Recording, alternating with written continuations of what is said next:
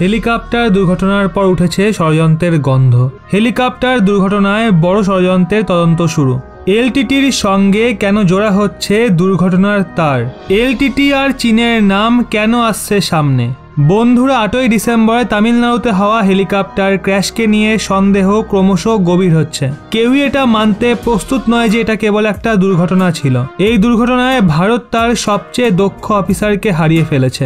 একটা প্রশ্ন রয়েছে যেটা সবার মনেই ঘুরছে, স্যার বিপিন রাওয়াত কি কোনো ষড়যন্ত্রের শিকার হয়েছেন নাকি সেটা কেবল একটা দুর্ঘটনাই ছিল? এই দুর্ঘটনায় ষড়যন্ত্রের মোড় তখন আসে যখন সেনার একজন রিটায়ার্ড অফিসার কোনো ষড়যন্ত্রের সন্দেহ প্রকাশ করে। এরপর তো ষড়যন্ত্রের অনেক অ্যাঙ্গেল বাইরে বেরিয়ে আসতে থাকে। কখনো এই ষড়যন্ত্রে চীনের হাত রয়েছে বলা হয়, তো আবার কখনো পাকিস্তানের, কখনো আবার শ্রীলঙ্কার আতঙ্কবাদী সংগঠন এলটিটির। আসলে যেভাবে বিপিন রাওয়াত চীন এবং পাকিস্তানকে দাবিয়ে রাখতেন তাতে সন্দেহের মোড় চীন আর পাকিস্তানের দিকেই ঘুরছে। এর সঙ্গে এলটিটির নাম এর জন্য জোরে কারণ যেখানেই দুর্ঘটনা হয় সেটা কোনো এক সময় এলটিটিরই ঘাঁটি ছিল। বায়ুসেনা তদন্তকারী টিমতে এমনিতে তদন্ত করছেন আর খুবই দ্রুত এই রিপোর্টও সামনে বেরিয়ে আসবে। কিন্তু তাও যে প্রশ্নগুলো মাথায় আসছে সেগুলোর জবাব মানুষরা কিভাবে পাবে?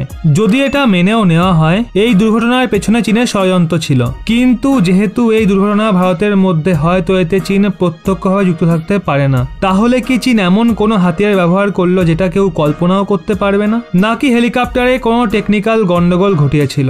আসলে তো চীনের নাম এর জন্য নেওয়া হচ্ছে কারণ জেনারেল বিপিন রাওয়াতের মৃত্যুতে সবচেয়ে বেশি লাভ তাদেরই হয়েছে। জেনারেল রাওয়াত দেশের প্রথম চিফ অফ ডিফেন্স স্টাফ ছিলেন আর উনি ভারতের থিয়েটার কামান্ড বানানোর স্বপ্ন দেখেছিলেন।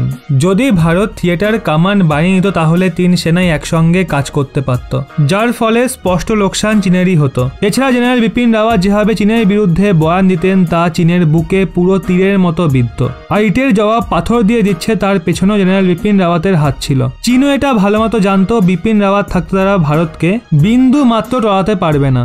আর এর কারণে হতে পারে চীন এই ষড়যন্ত্রকে সফল করার জন্য এমন কোনো হাতিয়ার ব্যবহার করেছিল যাতে এটা কোনো ষড়যন্ত্র নয় বরং দুর্ঘটনা মনে হয়। বন্ধুরা, আজকের ভিডিওতে দুর্ঘটনার পেছনে থাকতে পারা ষড়যন্ত্রের প্রতিটা অ্যাঙ্গেল দেখাবো যার ব্যাপারে আপনারা ভাবতেও পারবেন না। এরই সঙ্গে আপনাদের হাতিয়ারের সম্বন্ধেও বলবো যেগুলোর ব্যবহার চীন তার শত্রুপক্ষের ওপর করে। আর হয়তো এমনটাও হতে পারে যে বিপিন রাওয়াত মহাশয়ের হেলিকপ্টারেও চীন তার ওই হাতিয়ার দিয়েই হামলা করেছে। এই ষড়যন্ত্রের সঙ্গে যুক্ত হওয়ার পেছনের গল্পটা আপনাদের বলবো, কিন্তু সবার প্রথমে কথা বলবো চীনের, যার কাছে এমন হাতিয়ার আছে যেটা তারা এই ষড়যন্ত্র ব্যবহার করতে পারে। যুক্ত থাকুন আমাদের সঙ্গে আর ভিডিওটা শেষ অবধি দেখুন। হেলিকপ্টারের ওপরে কি চীন করেছিল লেজার হামলা নাকি হেলিকপ্টারের সিস্টেমকে করা হয়েছিল হ্যাক?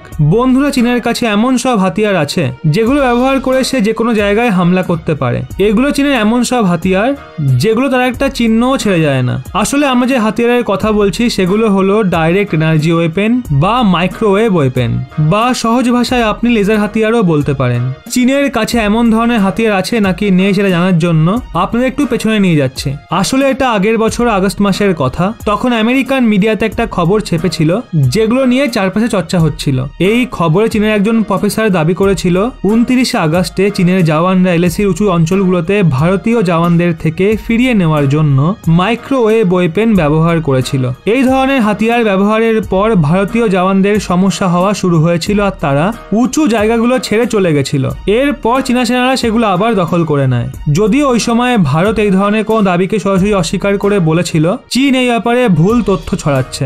বন্ধুরা, এটা প্রথম সুযোগ ছিল যখন এই ধরনের হাতিয়ারের ব্যবহারের কথা ভারত এবং চীনের মধ্যে হচ্ছিল। যদিও চীন এই ধরনের হাতিয়ারের ব্যবহার কথিতভাবে দক্ষিণ চীন সাগরে নাকি করে।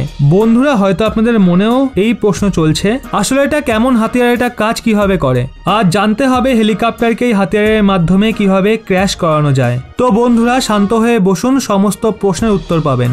আসলে মাইক্রোওয়েভ হাতিয়ারকেই ডাইরেক্ট এনার্জি ওয়েপেন বলা হয়। এর ফলে শরীরে জ্বালা হয়, আর এই জ্বালা অতটাই হয় যতটা একটা গরম বাল্বকে ধরলে হয়।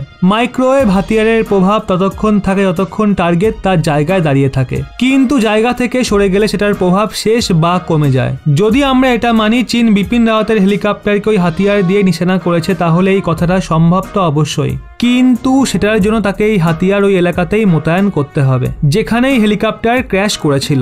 এখন চীনের হাতিয়ার কিভাবে ভারতের মাটিতে পৌঁছাবে সেটা ষড়যন্ত্রের দ্বিতীয় অ্যাঙ্গেল, যেখানে এন্ট্রি হয় এলটিটির। কিন্তু এই অ্যাঙ্গেলের ব্যাপারে আপনাদের বলবো, কিন্তু তার আগে আপনাদের মাইক্রোওয়েভ হাতিয়ারের ব্যাপারে বলছি। এই হাতিয়ারের সবচেয়ে বড় বিশেষত্ব হলো এটা মানুষের সঙ্গে সঙ্গে মেশিনকেও বরবাদ করতে পারে। এর জন্য চীন যদি এই হাতিয়ার ব্যবহার করে থাকে তাহলে হেলিকপ্টারের পাইলটের জায়গায় সে হেলিকপ্টারকে নিশানা করে, কারণ এই হাতিয়ারের জন্য ইলেকট্রনিক এবং মিসাইল সিস্টেমেরও ক্ষতি হয়। র্যাডার, কমিউনিকেশন আর জমি থেকে হাওয়াতে আঘাতকারী মিসাইল প্রণালীকে খারাপ করার জন্য এই ধরনের মাইক্রোওয়েভ হাতিয়ার ড্রোন বা ক্রুজ মিসাইল রাখা যেতে পারে। যে এলাকায় হেলিকপ্টার ক্র্যাশ হয়েছিল সেটা ঘন জঙ্গলে ঘেরা ছিল, মানে যে কেউ ওখানে সহজেই ড্রোন উড়াতে পারত, আর হতে পারে ড্রোনের মাধ্যমেই হেলিকপ্টারকে নিশানা করা হয়েছে। এখন এই হাতিয়ারকে চালানোর জন্য চীন তার সেনাদের তো পাঠাবে না, হতে পারে সে অ্যাটাকের জন্য চীন এলটিটির সঙ্গে কোনো চুক্তি করেছিল, কারণ দুর্ঘটনাগ্রস্ত এলাকা এলটিটি আতঙ্কবাদীর ডেরা। এই দুর্ঘটনার পর এলটিটির নাম প্রথমবার সেনা রিটায়ার্ড ব্রিগেডিয়ার নিয়েছিল।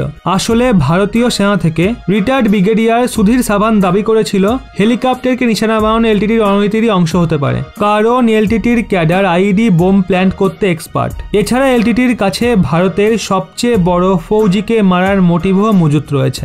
আসলে এলটিটির পুরো নাম লিবারেশন অফ তামিল টাইগার এলা। এটা ওই সংগঠনই যেটা দেশের পূর্ব প্রধানমন্ত্রী রাজীব গান্ধীকে হত্যা করেছিল। এই আতঙ্কবাদী সংগঠনকে সুইসাইড বোম্বারে জনকও বলা হয়। এরা অনেক সময় আগে শ্রীলঙ্কাতে প্রচন্ড সক্রিয় ছিল, আর যে এলাকায় ঘটনা ঘটেছিল সে এলাকা কখনো এলটিটির ঘাঁটি ছিল।